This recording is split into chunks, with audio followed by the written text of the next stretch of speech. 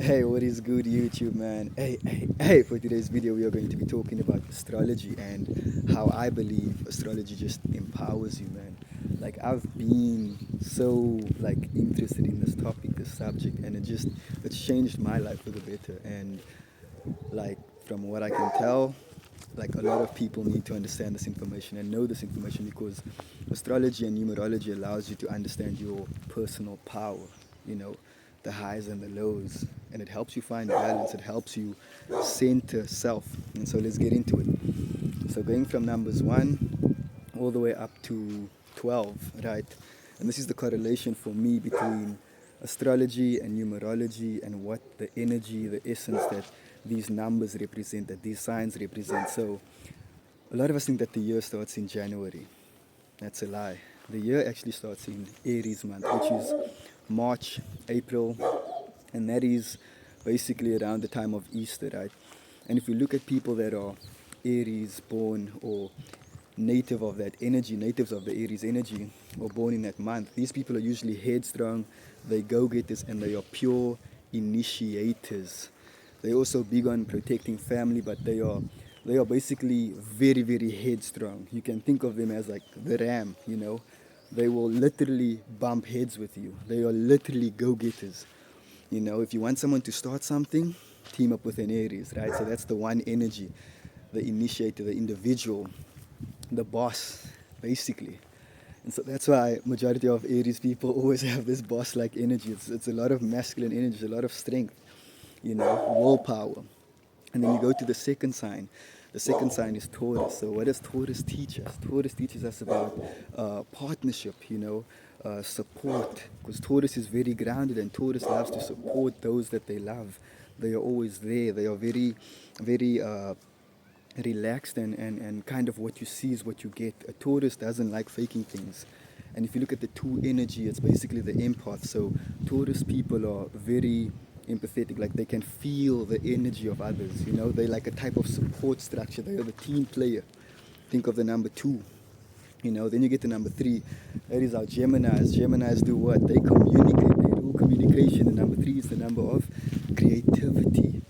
Geminis are people that are always in the media, like social media. They're always speaking. They love sharing information, knowledge, whatever it is. And then after that, you basically go into number 4, which is Cancer. And it's cool because the crab always has its home on its back. But what does number 4 also represent? Structure and stability. And this is why our cancers always love being home, their natural home bodies, because home is a type of structure that provides protection. You know, they're always caring for their loved ones, always protecting. They're ready to put up a fight at any time if it is standing for and standing on what they believe on, right? Discipline, number 4, that's Cancer. Then we go to number 5, Leo, the traveler, the person that says, I've arrived. Leo is very unorthodox. They're the business person.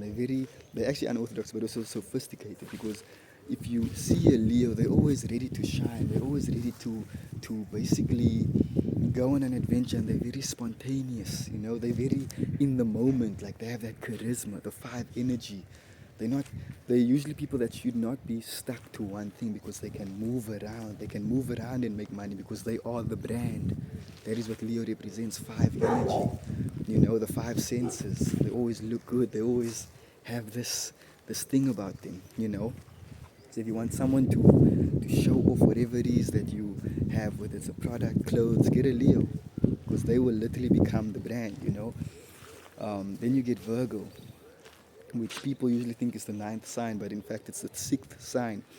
Health, natural health, remedies, you know, working out. This is why a lot of our like personal trainers and things are Virgos, you know, because they like to take care of people. It's service. If you look at 6, it represents fertility. And Virgo also gets like named with the Virgin or seen as the Virgin. You know, it's all about reflection. And that's why Virgos often come across as judgmental. It's not that they're judging, they're trying to refine whatever it is that already exists. And that's where the thing comes in. An unhealed Virgo sounds like you're trying to lecture, but a healed Virgo knows how to express and give like advice and feedback and help people refine systems, structure. How do we get back to being our natural selves? How do we get back to a pure state? That is what Virgo represents. After Virgo, we get Libra. Now, Libra, number seven. Seven is the genius mind, and it's so cool that Libra is basically the seventh sign because they bring balance, restoration. Don't you get it? Like, it takes a genius to find balance. In order to find balance, you need to know what the highs and the lows are and how they affect you. And that is why Libra is such a sweet spot. And then you look at number 8, Scorpio. These people are deep lovers. They are very, very, very spiritual. Scorpios are very, very spiritual because they have this karmatic energy about them. 8 as above, so below. You know, Scorpio can also sting you if you wrong them. They know how to give punishment. They know. They have this type of hidden wisdom as well as an 8, infinity. You know, they're also very deep lovers. That's one thing I know about Scorpio. And then after Scorpio, you get what? Sagittarius, which is what? Ninth sign, completion, teaching, wisdom. You know, 9 also brings completion, which means that a lot of Sagittarians usually get the final picture. And that's why they're always optimistic. They can see that, hey, we're just here on a big journey and it's all going to work out in the end. And that is the thing, if you're Scorpio, teach, help. My one friend's into aesthetics. Maybe because you know how the final picture is going to look, you can help people look good, give advice. And then you get number 10, Capricorn, headstrong, the leader as well. 10th sign, same as Aries, And if you look at the sign of Capricorn and Aries, it's actually crazy how both are very family driven. With Aries, I know they go hard for their siblings. If they have siblings, they will kill for their siblings. Same with Capricorn. Capricorn is a very family driven sign, but also very business minded, very sharp, very focused. Also has a lot of willpower, get things done. The goat, the mountain goat, going against the grain. They are the black sheep of the family, because they're leaders in their own way. Then you get number 11, man, the Aquarians.